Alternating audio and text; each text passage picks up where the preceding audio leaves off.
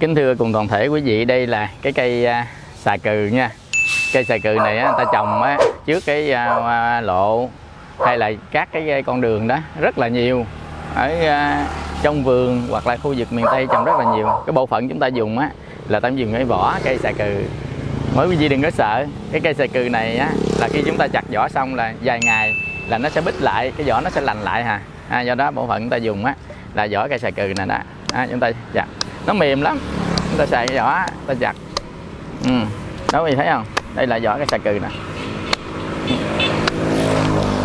Chúng ta chặt chúng ta lấy một ít giác ngoài vỏ nó, chặt cái vỏ thôi, thấy không, đây là vỏ cây ha. Chúng ta để đây đi, chút xíu mình lấy vào.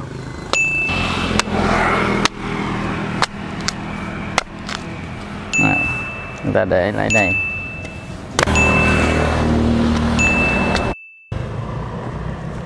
Quý vị thấy đây là cái vỏ cây xà cừ.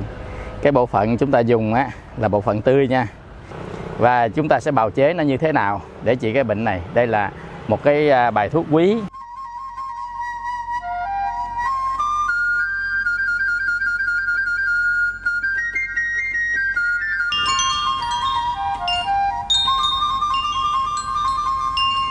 Kính thưa cùng toàn thể quý vị Phật tử thân mến, hôm nay trong chương trình chữa bệnh tại nhà trong kênh YouTube chùa Pháp Tạng, mỗi tuần đều có một cái bài thuốc gửi đến cho quý vị bằng cây cỏ xung quanh ta.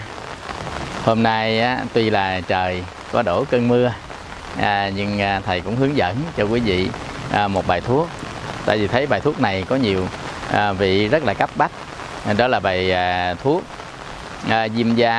viêm da cơ địa, chàm, dãy nến, ghẻ, lở, viêm các cái ở ngoài da như là tổ đĩa, á sừng, hoặc là viêm da do bị dị ứng, vân vân, hoặc là đặc biệt là viêm các cái đầu móng tay mà lâu ngày không khỏi, hoặc là viêm chân tóc, viêm chân lông lâu ngày không khỏi, thì bài thuốc này như là một cái cứu cánh rất là hay. Bài thuốc này thì có nhiều Phật tử đã thử qua, riêng thầy cũng có đã hướng dẫn cho quý vị Phật tử thử qua về các cái bệnh dãy nến, chàm, viêm da cơ địa, viêm da bã, tiết nhờn, rồi các cái viêm nhiễm ở ngoài da, kể cả ghẻ, vân vân, đều có thể là chúng ta sử dụng được. Bài này rất là đơn giản nhưng mà hiệu quả nó rất là bất ngờ.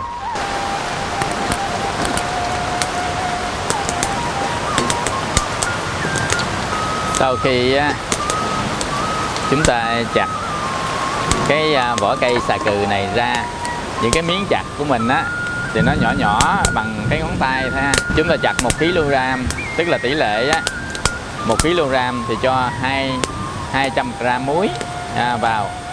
Và nếu chúng ta làm nửa ký thì chúng ta cho 100 g muối vào.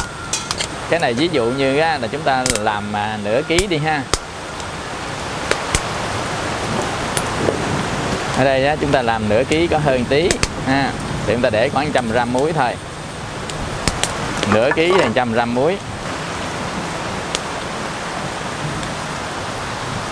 Mình đổ nước vào thì cách cái mí thuốc này khoảng chừng 3 cm như thế này, chiều cao như vậy là vừa đó. Mình canh khoảng 100 g vậy đó ha. 100 g muối. Giờ chúng ta khuấy đều nó ra, rồi mình để lên, bắt lên trên bếp mình nấu cho nó sôi, cho ra thuốc.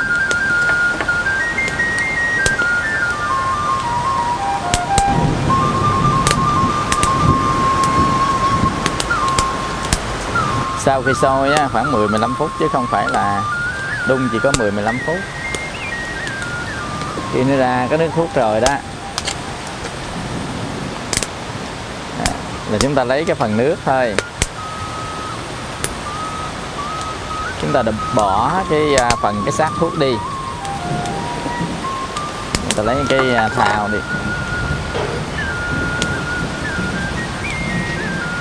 Chúng ta chỉ lấy cái phần nước thôi, bỏ phần xác đi nha.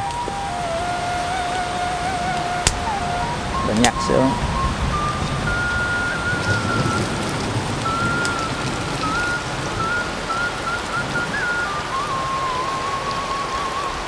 Đây là sau khi chúng ta nấu, chúng ta lấy cái phần nước, chúng ta bỏ phần xác.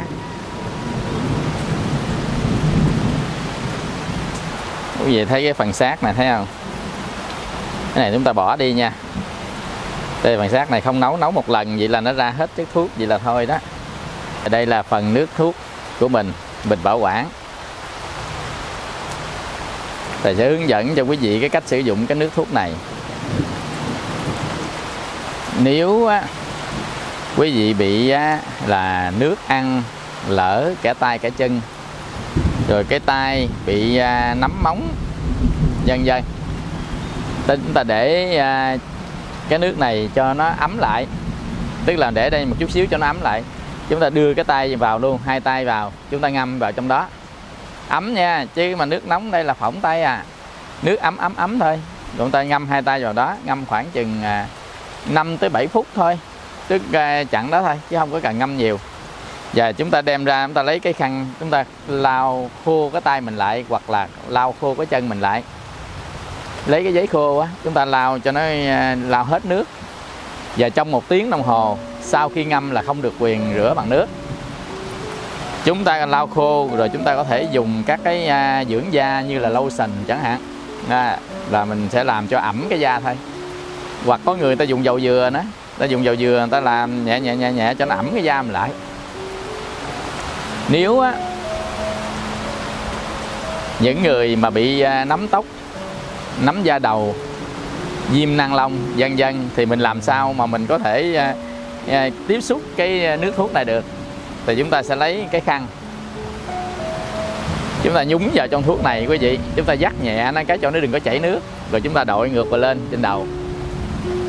Còn những cái vết mà ở tại đây hoặc là ở trên ngực vân vân thì chúng ta cũng tương tự vậy, tôi lấy bông gòn hoặc là cái khăn vải, chúng ta thấm vào, chúng ta dắt lại, chúng ta còn nước nó ít đó, chúng ta đặt nó lên, kêu bằng chúng ta là đậy nó lên cái chỗ mà viêm, nhiễm, chàm, dễ nến, á sần, tổ đĩa, hoặc là viêm nang lông, viêm da cơ địa vân vân, thì chúng ta để khoảng chừng 5 tới 7 phút rồi chúng ta lấy ra, chúng ta cũng lau khô nó.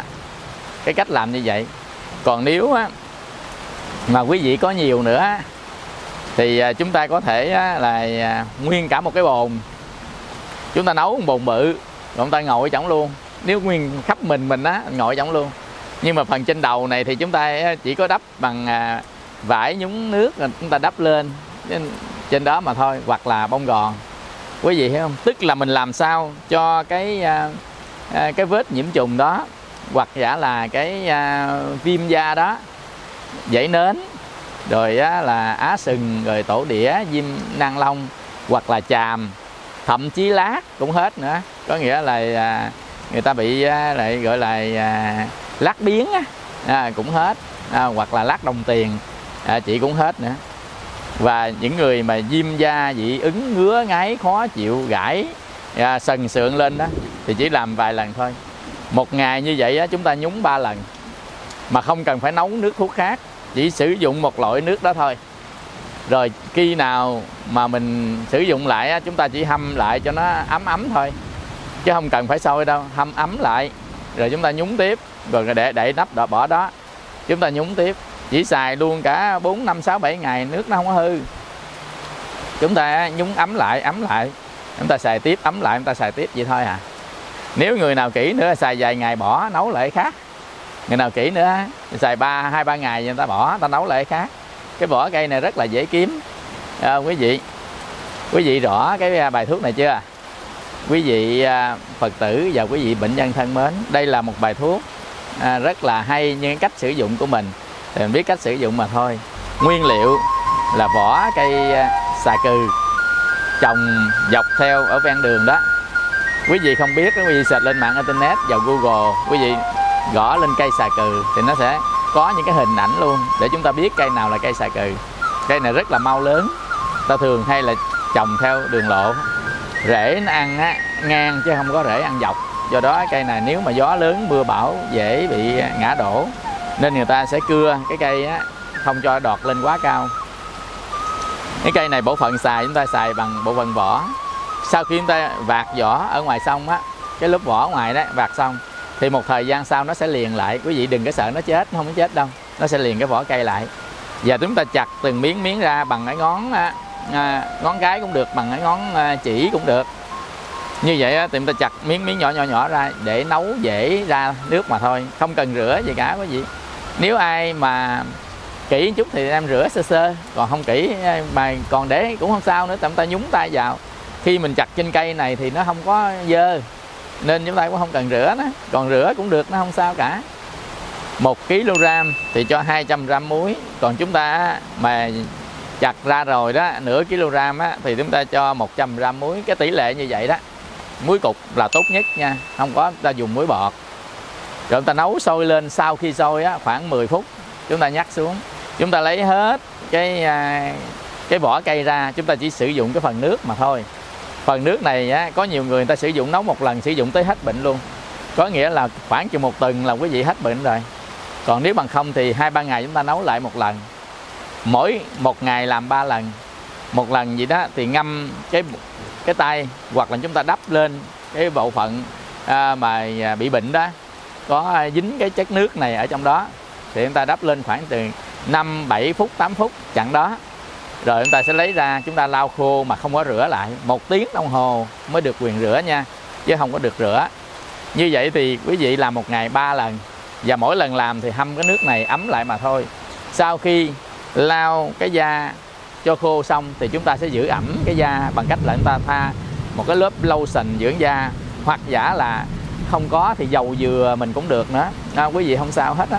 Chúng ta thoa một lớp rất là mỏng đó cho da để bảo vệ. Thì tất cả các bệnh gì mà thuộc về viêm nhiễm, viêm nang lông, ngứa ngáy khó chịu, dị ứng, rồi á sừng, rồi tổ đĩa, rồi nấm móng tay, nấm móng chân chị lâu ngày không khỏi, nấm tóc, viêm da cơ địa, viêm bã nhờn da, đều có thể dùng cái bài thuốc này. Quý vị rất là dễ kiếm mà rất là hiệu quả. Đây là một bài thuốc hay, có thể gửi đến cho quý vị, và nhiều người đã sử dụng hết những cái bệnh mà lâu ngày tưởng chừng như là bệnh nan y, nhưng cuối cùng thì cái vỏ cây xà cừ này cũng có thể đáp ứng được cho toàn thể quý vị nào bệnh nhân có bệnh, hoặc là gia đình mình, nhất là ở dưới quê mà chúng ta cũng không, hoàn cảnh kinh tế cũng không có khá giả lắm, mà phải đi trị bệnh lâu ngày đó, thì chúng ta sẽ dùng bài thuốc này để giúp đỡ một phần nào cho quý vị tốn kém ở trong gia đình. Nếu quý vị nào có những cái bài thuốc hay dân gian, xin quý vị là gửi về cho chùa Pháp Tạng qua email hoặc là qua điện thoại. Quý vị sẽ thấy ở trên kênh YouTube, email Pháp Tạng online@gmail.com. Chúng tôi xin chúc quý vị mạnh khỏe, sống an lành trong ánh từ quang của 10 phương chư Phật. Nam mô Bổn Sư Thích Ca Mâu Ni Phật.